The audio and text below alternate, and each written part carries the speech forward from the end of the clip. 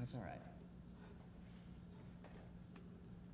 All right, I'd like to welcome you all to our Military Signing Day, where we have an opportunity to honor those who are choosing to serve in the military after their high school career. My name is Mr. Fitnevel. I am one of the counselors here at Clarkston High School. I work with the end of the alphabet, and I work with military students as well, and I help put on this. Before we get started, Major Brian Weiss is going to be our special guest speaker. He spoke last year, and he did a wonderful job, so much so that I was in awe just standing over there, and I thought that I would like to say something as well, not necessarily to you recruits, but to you family members and parents and friends that are here in support of your recruits. So as you will hear shortly, Major Weiss will do an amazing job letting these students know what they are in store for. As I was standing on the side last year, feeling inspired to sign and join myself, I looked out at the families and friends watching and listening to his speech and realized the various emotions running through parents and family members' faces. There was joy, anxiety, trepidation, pride, and love. Well, this day is about you too, and I'd like to speak to that. This year, I wanted to do a little research and speak to you all for a moment. For this task, I enlisted the help of some friends and family. I called and spoke to a cousin who had a father, husband, and now has a daughter serving in the Army. I spoke to a friend whose best friend did 2 tours in Iraq, and I spoke to a former student's mom whose son serves in the Navy today. Here's what I learned. Parents, as you sit here, it may be dawning on you that your son or daughter has chosen to serve in the military in some capacity. The various emotions you feel now and have felt and will feel over the coming months and years, I have learned are all part of the normal response to this honored and life-changing commitment.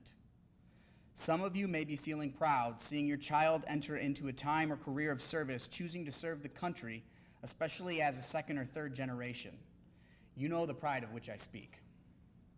For those that this is new, there may be concern as you don't know what to expect. Fear of the unknown is a very real and normal for parents to experience at various stages throughout this journey. I will say this, I have been told you gain a larger family. You will meet people through shared experiences that will stand by you and support you, perhaps like you've never been supported before. Parents, and I need you to hear this, thank you. Thank you for letting the country borrow your child for a few years or longer in service and with the path that they are on. Thank you for teaching your child about selfless service. As you can see from our society, service isn't a trait children are always born with, but rather it's something that is instilled in them based upon how you have raised them. So parents, thank you. It can't be stated enough. Friends, know that the relationships you have with them have given them the self-confidence to go out into the unknown and meet the next task head on. Your friendship will not be forgotten, and it will aid in guiding them how to build those bonds and brotherhoods with their fellow soldiers. So thank you for the part that you play. To all of you here in this room, honoring the decision that these 3 have made, know it is your support that will keep them going on and be proud to serve. They are choosing this because of the impact you have made on their lives, and they don't take it lightly. So don't take the impact you have made on their lives lightly. So thank you all for supporting them. Now, next I'd like to introduce our guest speaker, Major Brian Weiss.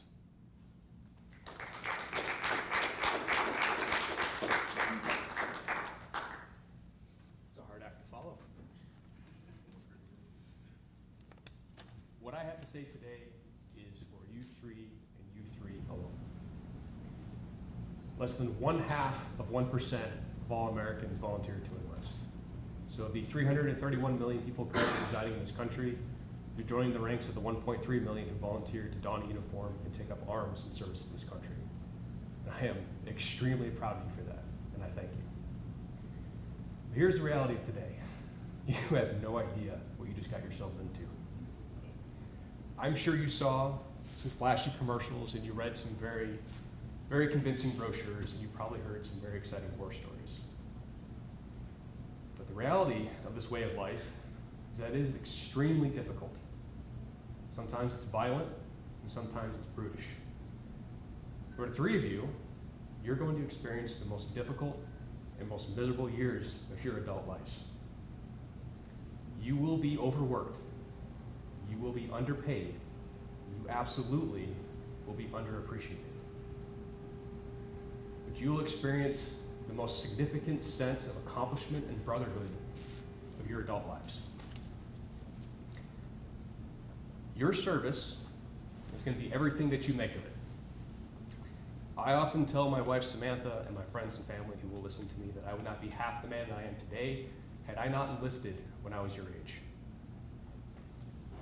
I've spent a lot of time away from home. I've been in some pretty awful places doing some pretty ugly things. I've lost friends, and I've been hurt a few times myself. But my life has been so much richer for having spent so many years with purpose and surrounded by good people. Here's the thing. Right now, you're 17, 18.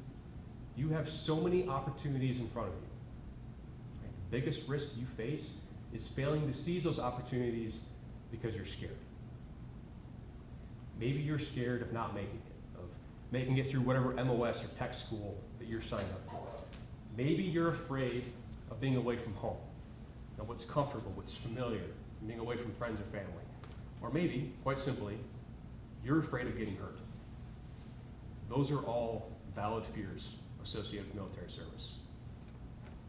Here's my advice. Get over it, and get over it right now. Because this is not the time in your life to be meek.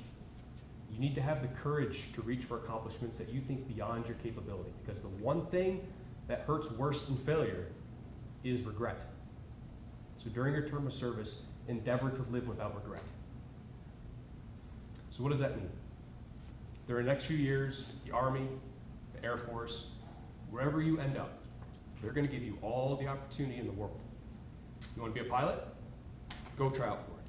You want to be a Green Beret, a Ranger, a Raider, a SEAL, whatever it is that your heart's desire is for your term of service, go do it. Please, for the love of God, go do it.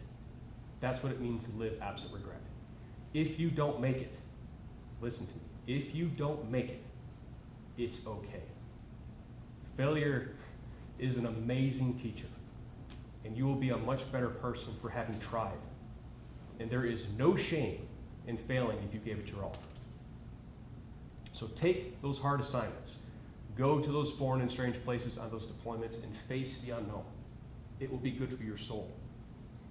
You're never going to be the best version of yourself if you're too afraid to try. My second piece of advice. U.S. service members are unlike any other soldiers in this world. You are entering a profession of arms that's dedicated to duty, honor, country, and selfless service. Do not take this lightly. You need to know that from the day you put on that uniform, the expectation is higher for you. You must earn that uniform every day. You will be better physically, better mentally, and better morally. That's duty. The moral obligation to do the right thing always, not just when it's convenient to do so. So never lie, cheat, or steal. No more half-hearted commitments. Whatever you do from this day forward, you're in it all the way. Because there is great shame in letting yourself down, but there is tragedy in letting your brothers down. During my career, I've gained so many brothers who differ from me in race, color, creed, and faith, but they were brothers nonetheless because they were with me in those moments when I was pushed to the edge, and I was there for them. That's brotherhood. And that's the hard truth of what you got yourself into today. Now you have to live up to it. This is the start of your adventure. Go charge into it fearlessly, live absent regret, and try to do some good in this world. Be better for it. Godspeed. Thank you. Mr. Pittman.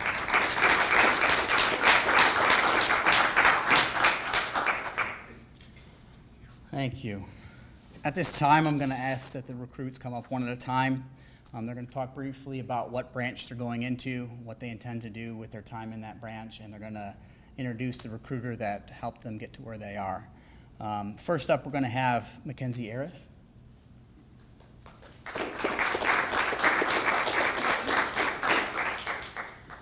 Hello, my name is Mackenzie Aris, and I'm going to Georgia Military College with a Falcon Foundation scholarship through the Air Force Academy alumni to have another chance. It's a preparatory school for the Air Force Academy, and from there I hope to go through the Air Force Academy, get a degree in potentially Arabic, and from there be an intelligence officer in the Air Force.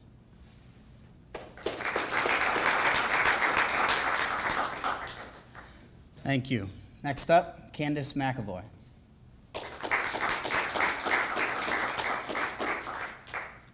I'm Candace McAvoy. I'll be doing infantry in the Army and airborne.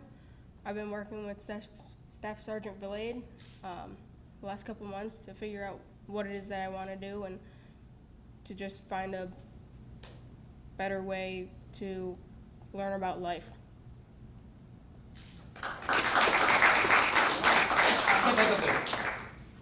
Alright, so, hey everybody, I'm Staff Sergeant Vilade.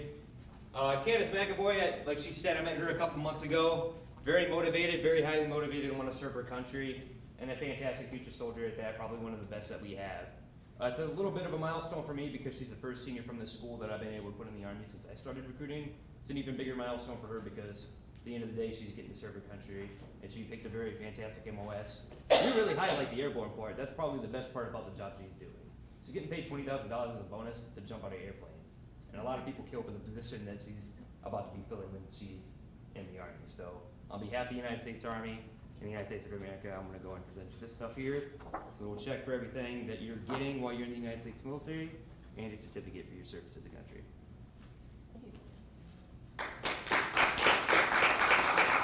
So, turn your head right over.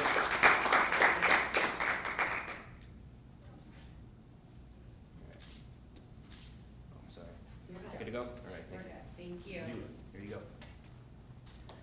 Thank you. Next up, we have Cameron Spangler.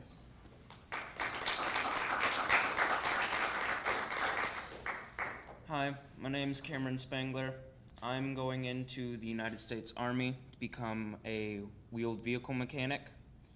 My plan is to stay in there for 20 years, get my pension, and do as many jobs as I possibly can, which includes combat medic, MP, and another one that I haven't decided yet.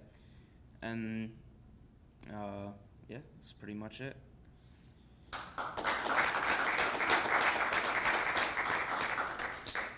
All right, and two more students who weren't able to be here, one of whom is in the Marines, Jacob McMahon. He went down to boot camp, graduated early, and he is actually already on his base and station. And the other one, unfortunately, is Aisha Cox. She unfortunately came down with COVID yesterday, and she wasn't able to actually be here in person, but she will also be joining the Army as well. So now I'd like to move on to the next part of our program, and normally swearing-ins occur. Obviously, this isn't going to be an official swearing-in, but swearing-ins occur for these young men and women when they enlist. We're going to do an unofficial swearing-in, so that way parents, you can get a nice little photo op, and you can also videotape this for yourselves as well. So I'm going to invite Major Weiss to come back up and do an unofficial swearing-in. Thank you. Everyone in the room, please stand. Recruits, stand. Raise your right hand and repeat after me. I state your name. I, Cameron Spangler, Do solemnly swear do solemnly swear that I will support and defend that I will support and defend the Constitution of the United States the Constitution of the United States against all enemies, against all enemies, foreign and domestic, foreign and domestic, that I will bear true faith and allegiance to the same, that I will bear true faith and allegiance to the same, and that I will obey the orders of the President of the United States that I will obey the orders of the President of the United States and the orders of the officers appointed over me, and the orders of the officers appointed over me, according to the regulations according to the regulations and the Uniform Code of Military Justice. and the Uniform Code of Military Justice. So help me God. So help me God. Thank you.